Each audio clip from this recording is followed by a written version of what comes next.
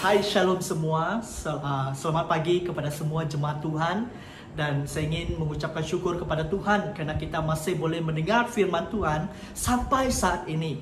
Jadi saya ingin membawa kita mengajak firman Tuhan yang bertemakan daripada Nehemiah yang ke-11. Jadi saya mengajak semua kita membaca Nehemiah 11 ayat yang kedua. Okay? Nehemiah 11 pasal yang kedua. Orang-orang memuji semua orang secara sukarela tinggal di Yerusalem. Jadi tema firman Tuhan kita pada hari ini ialah orang baru di Yerusalem. Orang baru di Yerusalem. Jadi sebelum itu, sewaktu saya merenungkan firman Tuhan ini, agak sukar untuk saya untuk membuat satu draft khotbah yang saya akan sampaikan.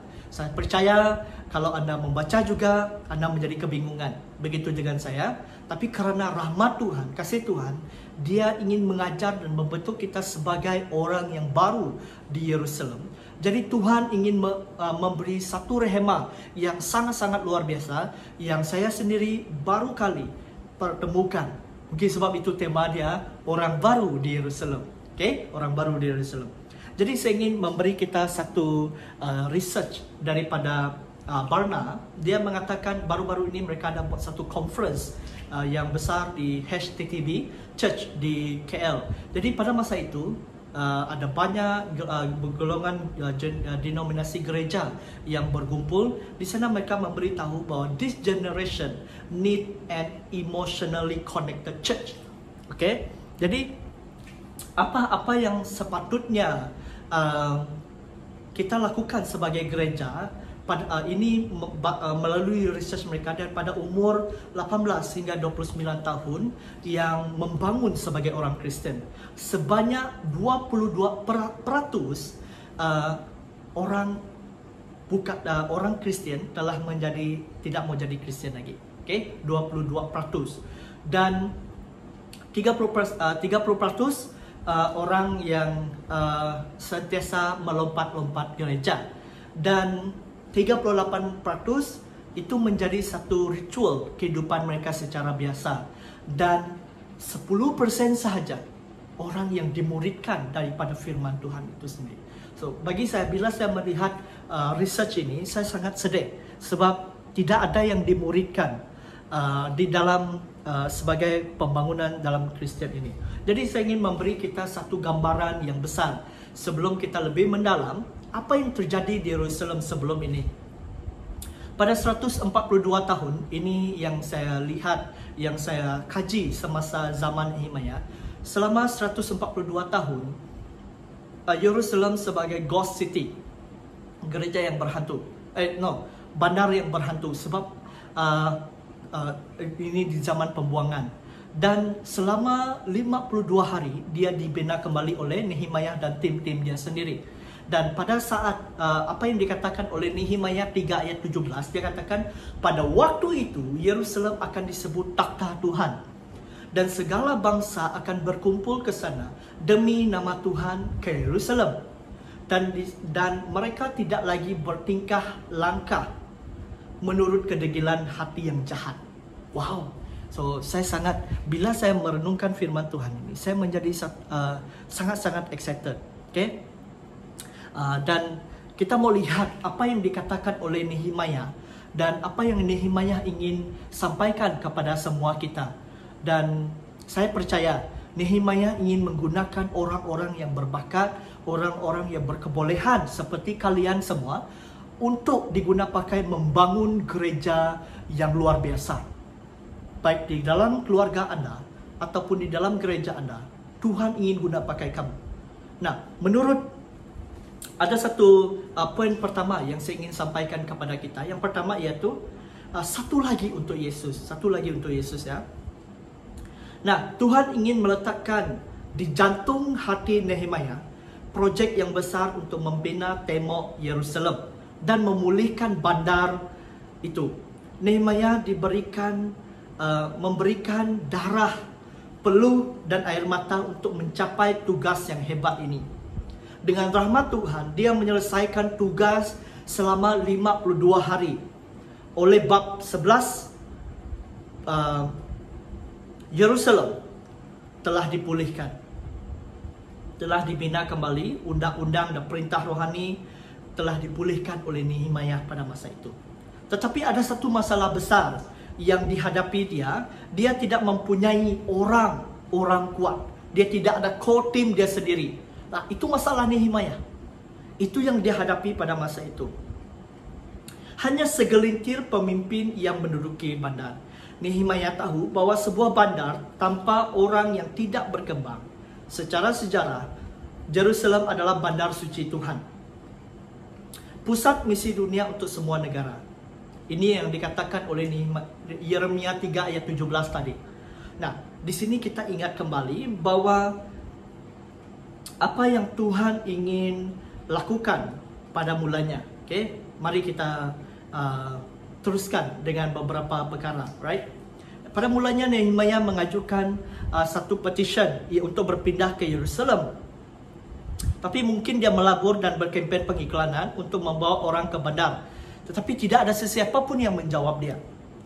Apa yang dia lakukan? Lihatlah di ayat yang pertama tadi. Dia katakan yang lain membuang banyak untuk 1 daripada 10 untuk tinggal di Yerusalem. Okay? Nah, ini ada merupakan satu perkara yang sangat sukar untuk dilakukan kita. Okay? Apatah lagi bandar itu kosong, bandar itu tidak pernah dihuni setelah dibina kembali. Jadi bagaimana? Apa yang harus dilakukan? Kalau saya mungkin tidak mau. Apa untung dia untuk saya? Nah, tapi saya belajar daripada Nehemia, apa komitmen dia di sana, right? Jadi di sini dia telah membuat satu lakaran bahawa untuk memutuskan untuk melawat bandar demi bandar, rumah demi rumah dan keluarga demi keluarga. Ini yang dilakukan oleh supaya dia dapat membuat pemilihan. Walaupun keluarga dipilih banyak, itu tidak bermakna mereka bersedia untuk pergi. Nehemia mungkin menghabiskan masa dan setiap keluarga untuk menggalakkan mereka tinggal di Yerusalem.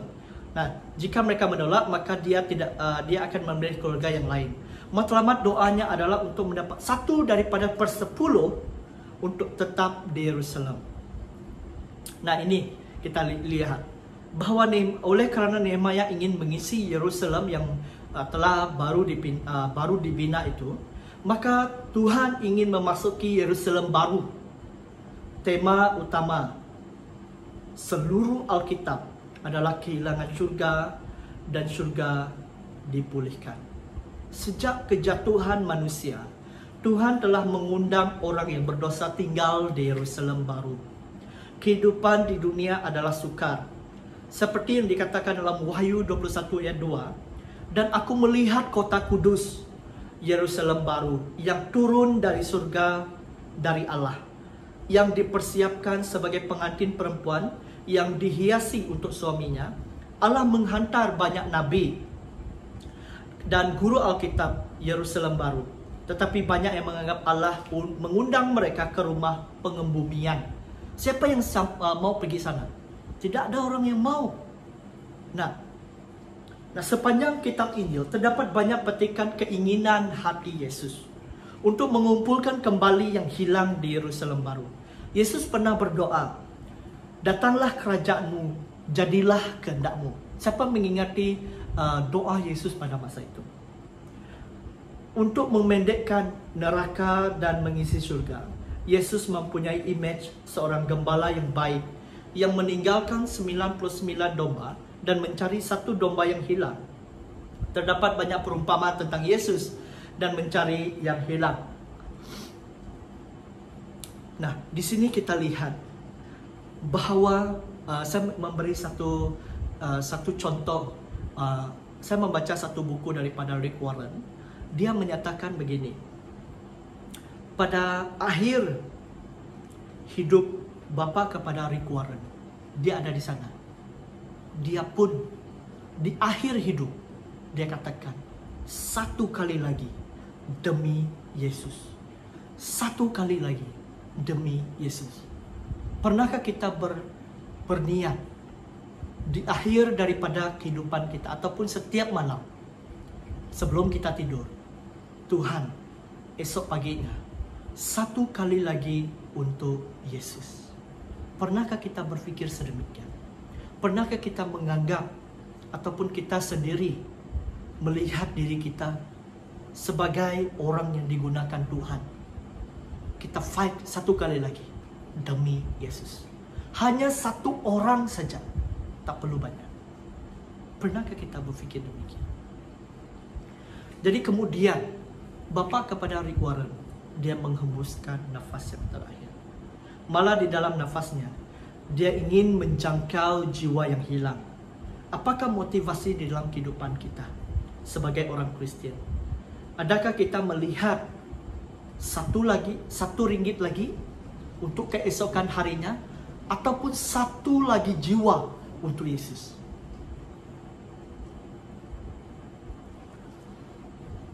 Di sini kita harus lihat, kita harus perhatikan diri kita sebagai orang yang percaya kepada Tuhan.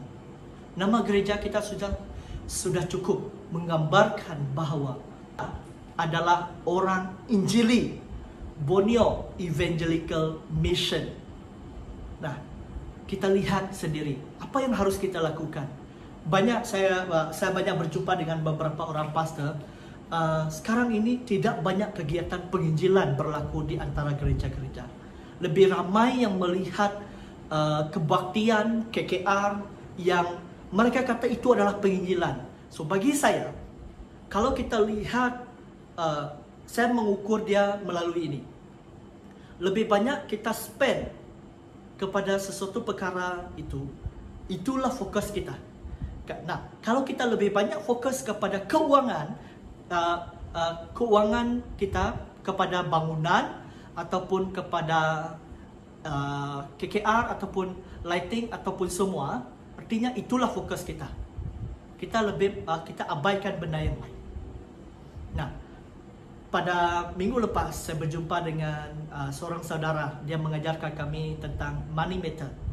Di sana dia mengajar, saya tersentuh, saya tertegur daripada dia bahwa apa yang gereja mereka sedang fokus sekarang ini adalah lebih kepada kebajikan pastor. Sebab mereka baru bermula saja gereja yang baru ditubuhkan. So maksudnya kalau kerohanian gereja mereka tidak dijaga dengan baik, bagaimana mereka dapat menerima makanan rohani secara baik? So oleh sebab itu, kita kena lihat apa yang lebih baik untuk kita fight one more for Jesus. One more for Jesus. Ya, poin kita yang kedua yaitu step out. Okay, step out. Okay, bagaimana kita melangkah keluar? Bagaimana untuk kita melangkah keluar? Seperti orang-orang memuji setiap yang rela menetap di Yerusalem. Setiap yang rela menetap di Yerusalem. Wow, saya sangat tersentuh daripada perkataan rela menetap di Yerusalem. Siapa yang rela menetap di Yerusalem? Okay, tidak ada sesiapa pun yang rela menetap di Yerusalem. Jadi di sini, apakah sambutan terhadap buruh dan doa Nehemia? Kita lihat di ayat yang kedua tadi. Orang memuji semua orang yang sukarela tinggal di Yerusalem. Terdapat perayaan orang-orang yang memutuskan untuk berpindah ke Jerusalem. Jadi terdapat di sini dia memuji kerana mereka memutuskan untuk keluar daripada zon selesa, iaitu step out daripada zon selesa mereka. Jadi di sini kita lihat bahawa mereka dipuji kerana mereka mempunyai iman dan mempertaruhkan simpanan hidup mereka, rumah dan sahabat, keamanan mereka hanya untuk mempercayai janji dan ketentuan Allah sahaja. Menurut Adrian Savage, kamu tahu siapa dia? Dia seorang yang business executive dan writer. Dia katakan, over time we all gather a set of construction habit around us. Once that trap us in zone of supposed comfort, well below that our potential would allow us to attain. Pretty soon, such a bit slip below to the level of our consequences. But they still determine what we think that we can and cannot do. and what we cannot bring ourselves to try. As long you let this habit rule you, you will be stuck at the root. Dia seorang yang sangat berpengaruh di dalam dunia bisnes setelah membaca buku beliau. Okay. Nah, ini dia katakan, saya terjemah di dalam bahasa Malaysia. Dari masa ke semasa, kita semua mengumpul satu set tabiat yang mengelirukan di sekeliling kita dan menjerat kita dalam zon keselesaan yang sepatutnya jauh daripada apa potensi kita akan membolehkan kita. Tidak lama lagi, tabiat demikian tergelincir di bawah tahap kesedaran kita. Tetapi kita masih menentukan apa yang kita fikir dan yang kita boleh dan tidak boleh lakukan, dan apa yang kita tidak boleh membawa diri kita cuba. Selagi kita membiarkan tabiat ini memerintah kita, kita akan terperangkap dalam satu cara saja. Dia berbalik kepada mentaliti kita. Bagaimana cara kita berfikir? Apa yang harus kita lakukan? Apa mentaliti kita sebagai orang yang percaya kepada Tuhan? Nah, untuk pengetahuan kamu juga, okay? Untuk farsa ini, orang-orang yang berada dalam zon selesa, mereka cuba membuat menjadi budak biasa sahaja. Oleh kerana mereka takut untuk mencuba perkara baru, dan mereka tidak akan pernah berkembang, mereka tidak akan pernah maju. Nah, saya bagi satu contoh dengan kita. Nah, di dalam projek yang saya dan beberapa teman kami usahakan, kami namakan dia Project Uplift. Ini bukan satu perkara yang senang dan mudah untuk dilakukan. Nah, bila dilihat, mungkin ada orang senang, mereka ni orang yang berpengaruh, mereka orang yang famous. Ada seorang kawan saya star, dan one of my friend pastor juga, dia seorang Insta famous. So dia suka dance, okay? Jadi saya orang biasa, dan saya beritahu, saya berfikir, dan kami bertiga yang memberi satu cadangan ini, bahawa projek Borneo Uplift ini merupakan satu projek yang bukan projek yang biasa yang senang orang buat. Ini bukan projek yang mudah untuk dilakukan. Okay? Saya serius. So next time kamu boleh join kami bagaimana kami menjalankan projek ini. Okay? Kami pergi ke community di sana. Banyak orang tolak, banyak perkara yang tidak banyak gereja-gereja yang suka lakukan. Saya serius bagi tahu.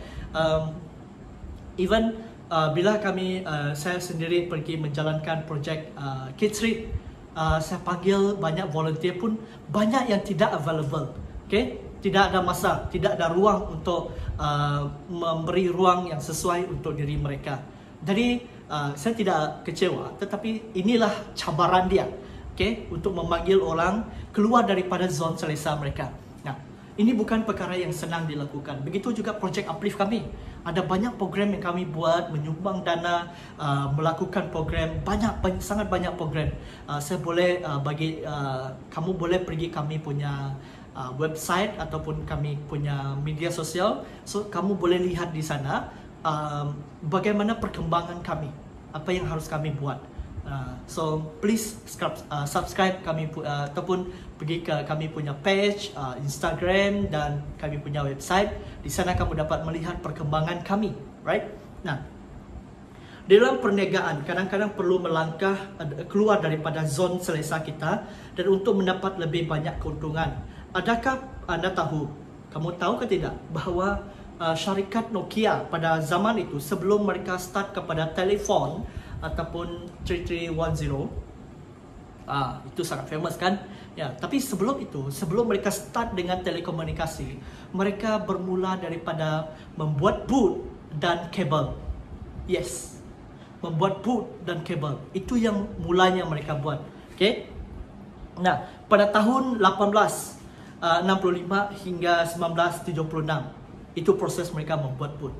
Dan bila mereka melihat bahawa telekomunikasi adalah merupakan satu platform yang sangat penting, yang mungkin akan orang gunakan untuk komunikasi. Nah, Sebab di bahagian kabel kan perlu banyak link sana link sini. Jadi seorang eksekutif CEO Nokia dia berfikir, oh kita buat telefon. Wah.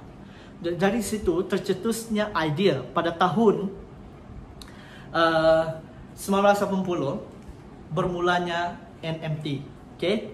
Itu start dari handphone. Okay?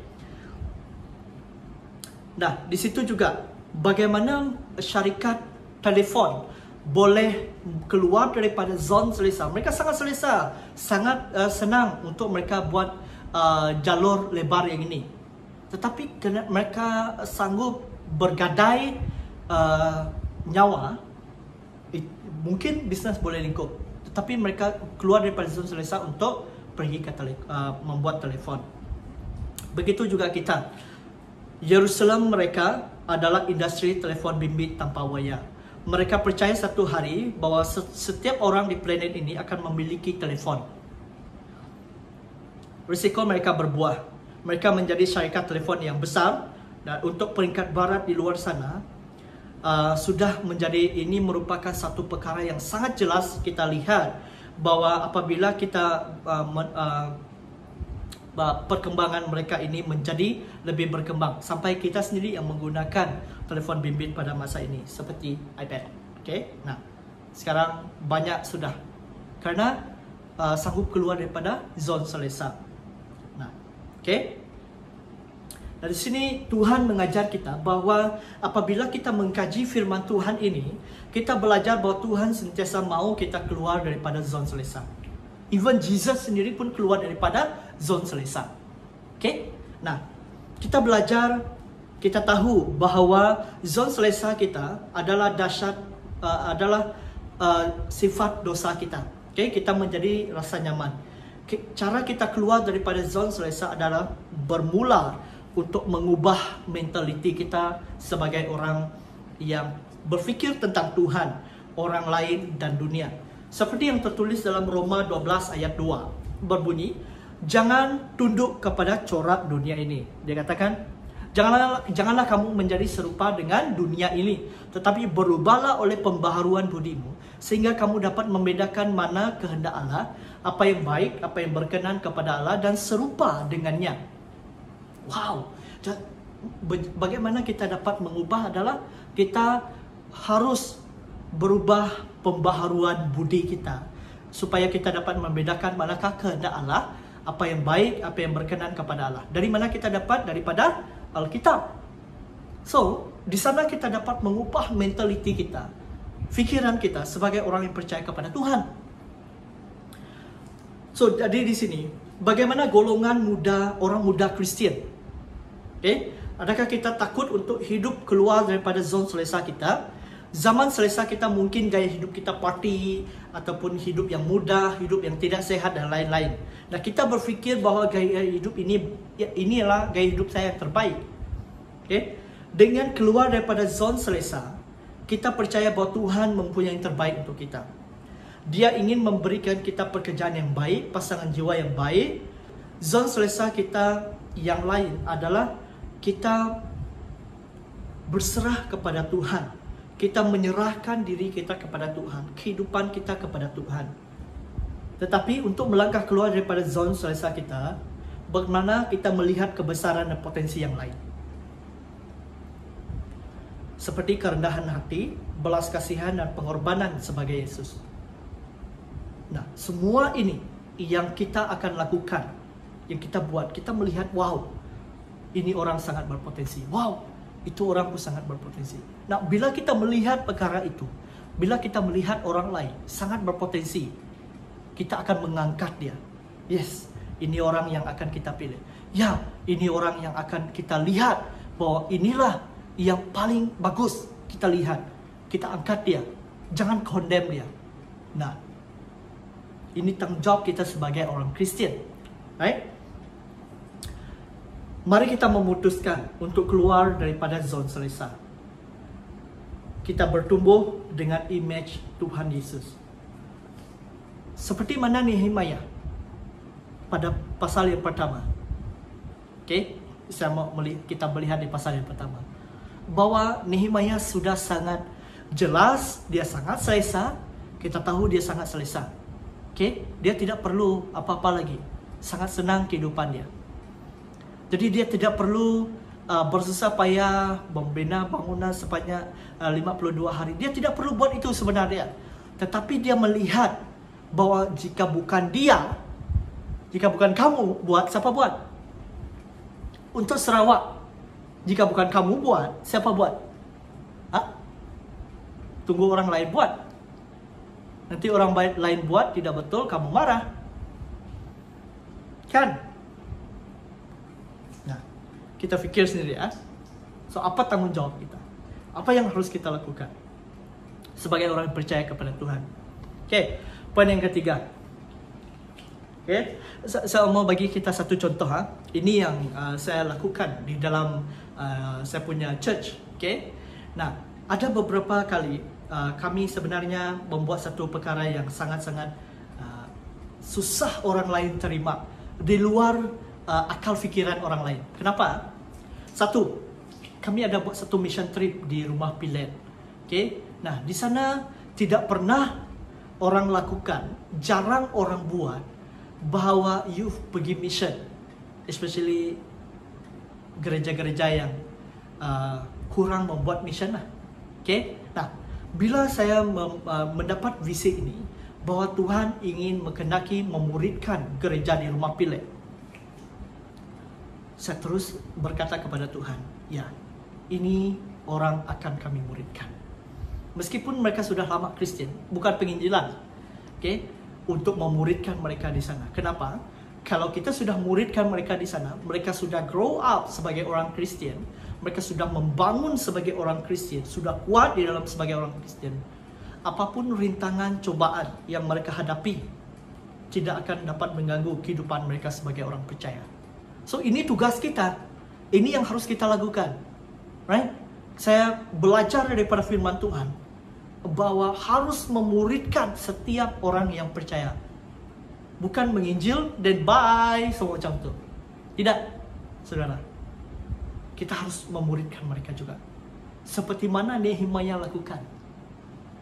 Dia tidak mengajar, okay, mari kita bina tembok ini. Selepas kamu bina, okay, you go lah. Mana yang mau go lah. Tidak. Tetapi dia mengajar bahawa apabila kamu sudah menanam titik berat kamu, titik peluh kamu di sana, kamu harus bertanggung jawab kepada bandar ini. Itu Nehemia. Apabila kita sudah mengkristiankan orang, artinya kita harus bertanggung jawab kepada kehidupan dia. Okay? Nah, kedua. Okay, last. Sebelum kita pergi topik yang ketiga. Di dalam kebaktian youth, apabila ramai anak muda di gereja saya yang sudah tua, orang muda tapi sudah tua, maksudnya mereka bukan teenager lagi lah. Okay, mereka young adult. So mereka mau ada kebaktian sendiri. Jadi bila mau buat, saya kata, okay, kita buat hari Jumaat. Jadi ada banyak kekangan sebab ada komsel hari Jumaat. Jadi ada beberapa ibu juga menyarankan bahawa ikut komsel pada hari Jumaat. Tetapi anak muda juga katakan, oh tidak mau ikut komsel sebab boring, semua macam tu. Jadi apa yang harus kita lakukan? Kita mendengar suara seperti mana Nehemia mendengar suara daripada Tuhan, mendengar suara daripada orang kampung dia sendiri. Jadi bila saya mendengar suara itu, okay, kita start saja. Saya tidak kisah. Okay, so kamu yang mau, saya akan ajar kamu, saya akan bantu kamu sebanyak mana yang saya boleh lakukan. So dari sana, saya melihat ada mulai daripada 9 orang kepada 12 orang, semakin bertumbuh dan semakin kuat. Dan saya percaya melalui yang adopt cell ini, anak muda semakin membangun kuat. Ada satu kesaksian selepas yang adopt cell yang pertama kali. Kamu tahu apa yang terjadi? Tidak pernah dia treat dia punya parents seperti itu. Okay? Membawa pergi makan, minum, meskipun gaji dia tidak banyak. But he know that's important daripada belajar daripada yang adopt itu. Mereka tahu, sebab mereka sudah diajar. Sebelum ini mereka tidak pernah diajar. Jadi seorang ibu itu mereka sangat-sangat berterima kasih kepada YSL. Dan kedua, daripada YSL ini, seorang daripada saya tidak pernah dengar suara dia berbicara, tapi apabila dia berbicara, saya mendengar dia kata, ini adalah komsel yang sangat baik bagi saya. Karena komsel ini merupakan saya boleh meluahkan perasaan saya. Saya boleh memberitahu apa yang saya ingin katakan. Jadi sebelum ini, dia tidak pernah pun meluahkan di depan ibu dan bapa dia. So ini tanggung jawab kita sebagai orang Kristian. Mendengar suara. Listen. Ambil masa sejenak untuk mendengar. Itu adalah langkah kita bagaimana untuk step out. Kita zone selesa, kita mendengar suara kita sendiri. Tapi apabila kita keluar daripada zone selesa, kita akan mendengar suara orang lain berbicara. How? Right? Last. Tuhan ingin mencari volunteer. Welcome volunteer. Alright. Jadi saya ingin memperalu-alukan Anda. Sekiranya Anda ingin selepas ini Anda ingin untuk menjadi volunteer. Anda siap sedia bila masa jua di mana jua Anda ingin menjadi seorang volunteer. Kontak saya sangat memerlukan volunteer. Saya boleh bagi tahu apa rule and regulation, ya, apa semua yang harus dibagi tahu, apa yang semua harus kamu lakukan, right? Saya ada banyak program dan projek di MIRI. Jadi saya sarankan semua kita agar sign up ini projek, right? Tuhan memerlukan sedang mencari volunteer. Menurut ayat kedua, banyak keluarga sukarela berpindah ke Yerusalem. Tuhan suka sukarelawan. Tuhan hanya menggunakan sukarelawan. Kenapa? Nomor satu, ini menurut pandangan saya, bahwa sukarelawan adalah mereka berkhidmat tanpa mengharapkan apa-apa, wang ataupun pujian. Mereka melakukan semata-mata kerana cinta akan semangat. Menurut 1 Peter 5 ayat 2 katakan, gembalakanlah kawanan domba Allah yang ada padamu. Jangan dengan paksa, tetapi dengan sukarela. Right? Dengan sukarela sesuai dengan kehendak Allah. Dan jangan kerana mau mencari keuntungan, tetapi dengan pengabdian diri. Right? Ya, di sini juga bahawa di dalam firman Tuhan sangat-sangat mengajar kita bahawa kita tidak dengan paksa rela, tetapi dengan pengabdian diri dan dengan sukarela. Di dalam 2 Korintus 9 ayat 7 kata, hendaklah masing-masing memberikan menurut kerelaan hatinya, jangan dengan sedih hati atau dengan paksaan, sebab Allah mengasihi orang yang memberi dengan sukacita. Ini bukan berkaitan dengan memberi duit, tetapi dengan memberi dirinya untuk Tuhan. Untuk Jesus, memberi dirinya untuk Jesus. Ini yang Tuhan ingin lihat. Bahwa Allah mengasihi orang yang memberi dengan sukacita. Ini bukan berkaitan dengan duit, tapi ini berkaitan dengan pengabdian kita. Bukan dengan paksa rela. Nah, ia tidak mudah untuk menjadi sukarela. Yes, betul. Ia tidak mudah untuk menjadi sukarela. Sebaik saja bukan perkara yang senang untuk menjadi sukarela, right?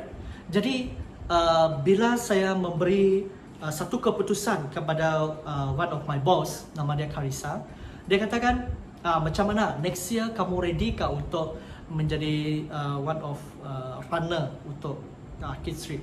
Saya kata ini bukan satu perkara yang senang. Tunggu dulu. Saya percaya Tuhan akan beri jawapan dalam masa konferensi-konferensi ini.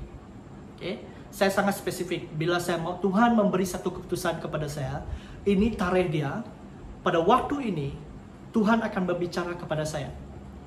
Dan pada masa itu, waktu konferensi di MIRI dilakukan, saya sangat mau menangis, sedih. Saya excited mau bagi tahu dia sebenarnya. Tetapi saya berjanji kepada dia bahawa saya akan memberitahu dia pada konferensi yang akan dilakukan di KL. Sebab saya akan attend dan saya akan jumpa dia, saya akan bagi tahu dia secara verbal. Dan sampai habis saja konferensi di KL, di Miri semua. Dan saya jumpa dia. So how? Macam mana? Dia kata, ya, saya tahu kamu memang tahu jawapan yang akan saya beri. Saya kata, yes, I know. Dia beritahu, ya, itulah dia. Saya ready untuk next year. Wah, ini sebab pada masa itu saya kena squeeze saya punya jadual, everything saya kena padatkan semua. Pada masa itu tidak ada orang yang boleh kacau saya. Pada jam yang sudah diberikan, tidak ada masalah orang boleh kacau saya. Yang lain-lain boleh, saya boleh adjust. Dan ya, dan puji Tuhan, itu bukan karena hikmat dan pengetahuan Tuhan, tapi bukan karena hikmat dan pengetahuan diri saya sendiri, tetapi itu adalah hikmat pengetahuan daripada Tuhan yang ingin Dia berikan, kuat kuasa Tuhan yang ingin Dia berikan kepada semua kita yang rela untuk menjadi sukarela. Jadi di sini kita lihat bahwa Tuhan Yesus memberi kita contoh yang paling besar dan dari apa yang dimaksudkan Dia secara sukarela. Oke?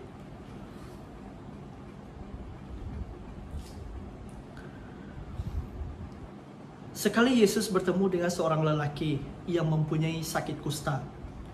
Tidak ada siapa yang ingin berada di sekeliling dia. Karena semua orang bertebaran di sisi luka yang dimusnahkan dengan daging yang terkeluar meleleh dengan nanah. Penyakit kusta. Dia boleh tersebar melalui sentuhan. Seperti mana coronavirus sekarang. Tetapi penyakit kusta, dia akan menghancurkan seluruh isi kulit kamu. Sampai tulang-tulang kamu akan dilihatkan. Itu akibatnya penyakit kusta. Tapi pada masa itu, apa yang Yesus lakukan? Ini yang tertulis dalam Lukas 5. Yesus menghulur tangan dan menyentuh orang itu. Dia kata, saya sedia, kamu sudah bersih. Yesus secara sukarela menawarkan diri untuk mengambil tempat kita disalib. Yesus bersedia untuk mengambil segala kesakitan, penderitaan yang sepatutnya berhak kita punya. Tetapi Dia mengambil semua itu demi kebaikan kita. Bagaimana dengan kamu? Apa yang harus kamu lakukan? Apakah jenis sukarela yang kamu akan buat? Jadi di sini kita lihat bahwa menjadi seorang volunteer bukan satu perkara yang senang. To get famous, yes. But to work for it, wow. Itu bukan satu perkara yang mudah. Bukan satu perkara yang senang untuk dibuat. Okay? If you decided to be volunteer, until die, to be volunteer. Itu kata-kata semangat daripada saya lah. Okay? Last, ya, ini betul-betul last. Church, not just information, but transformation. Nehemia tidak melumpuhkan perhatian untuk membina pertahanan atau ekonomi bandar. Pertama sekali, dia ingin membina komuniti rakyat, rohani rakyat. Dia mahu asas rohani yang moral yang diperlukan bagi sesebuah negara yang terus hidup. Menurut banyak ahli sejarah, sejauh mana negara atau kerajaan kehilangan kebiasaan sivik di kalangan warga negaranya. Dengan kata lain, nilai moral adalah paling penting di mana-mana negara untuk terus hidup. Setuju? Bermula dengan bahagian terakhir ayat 4.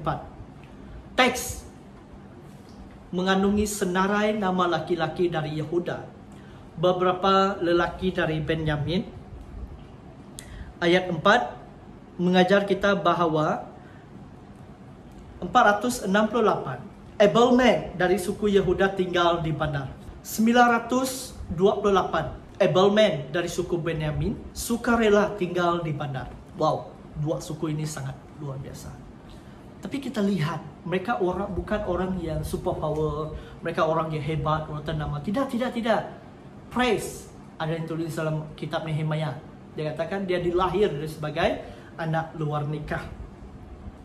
Di dalam buku Hakim-Hakim, suku Benyamin jatuh ke dalam dosa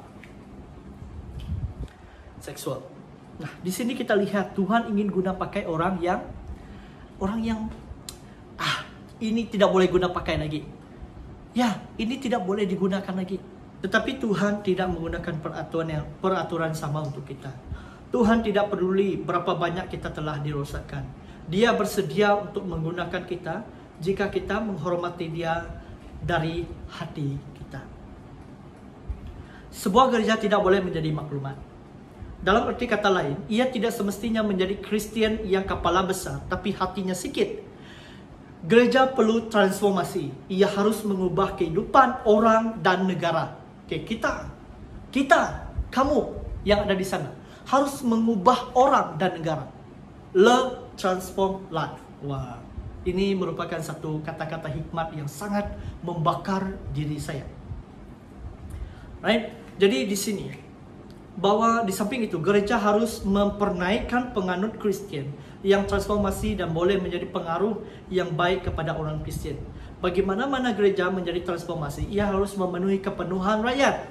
Nehemia menemukan satu talenta, satu karunia yang Tuhan ataupun bakat setiap orang untuk berhikmat kepada masyarakat. Di dalam Nehemia 9 hingga yang ke-17, Nehemia telah menetapkan masyarakat secara spiritual yang transformasi. Nah, saya ingin memberitahu kita bahawa orang yang bernama Yoel bin Zikri, dia adalah chief officer untuk karunia pentadbiran. So, secara rohani orang akan melapor diri kepada dia. Nah, Yehuda bin Hazanu merupakan Datuk Bandar.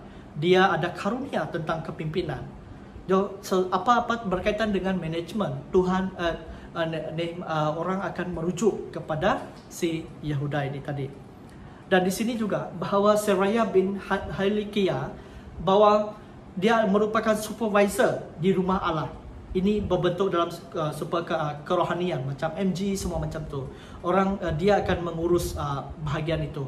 Okay? Dan bahagian pastoral semua, bahagian doa, maintenance semua rumah ibadat, so dia akan mengurus. Okay? Dan Mataniah merupakan director music. So kumpulan kedua orang Lewi yang sangat musician. Dan kita lihat di ayat yang ke-17, Mataniah adalah director music yang mengetuai kesyukuran dan doa. Dia adalah Datuk Besar Ashraf. Ashraf adalah seorang pemuzik yang terkenal pada zaman Raja Daud. Okay. Kalau zaman sekarang, dia adalah Michael Will Smith. Okay, pada zaman ini, right? Dan dua orang lelaki, dia merupakan orang bahagian outreach, okay, dan urban ministry. So kita lihat di ayat yang ke-16, dua orang lelaki bertanggung jawab atas kerja di luar rumah Tuhan. Dalam istilah moden, dia adalah kumpulan orang yang terlibat dalam jangkauan dan melayani komuniti melalui dan memberi makan kepada golongan orang miskin dan menyediakan bantuan perubatan. Volunteer, mereka ini juga merupakan ushering dan susun kerusi. Terdapat juga penjaga pintu gerbang yang sentiasa menjaga gerbang, security, dan istilah seakan-akan mereka orang yang mewujudkan persekitaran ibadat. Mereka adalah orang yang menyiapkan kursi, membersihkan rantai, membersihkan bilik mandi. Okay? Itu tugas yang saya pernah buat dulu juga. Right? Dan head of family. Di sana juga ada juga counselor, keluarga dan remaja. Dalam ayat yang ke-13, terdapat beberapa rakan sekerja yang ketua keluarga. Ini bermakna mereka mempunyai hikmat konseling keluarga. Mereka membantu keluarga-keluarga yang mengalami masalah, perkahwinan, remaja yang memberontak dan lain-lain lagi. So, dengan erti kata lain, mereka ada banyak department yang sangat sesuai untuk diri mereka dan dikaruniakan sekali dengan setiap mereka yang ada di sana. Jadi, di sini kita lihat Nehemia sangat-sangat berhikmat bagaimana dia mengatur langkah setiap orang yang akan menjadi dan membantu dia dalam beberapa perkara. influencing nation with love and life. Hati Nehemia untuk mengisi Yerusalem. Kita dipanggil untuk mengisi Yerusalem baru. Marilah kita menjangkau ahli keluarga, rakan-rakan sekerja kita dan menjemput mereka untuk mempunyai hubungan pribadi dengan Yesus. Kita juga belajar, kita mau keluar daripada zon selesa kita. Kita mau menjadi seorang volunteer sebagai ungkapan cinta kita kepada Yesus. Kita juga belajar mau menggunakan bakat dan karunia khusus untuk membina dan membangun gereja kita dan bangsa dan negara kita. Dan saya percaya melalui firman Tuhan ini dapat membangun kita secara rohani. Sekalian daripada saya, terima kasih. Tuhan memberkati.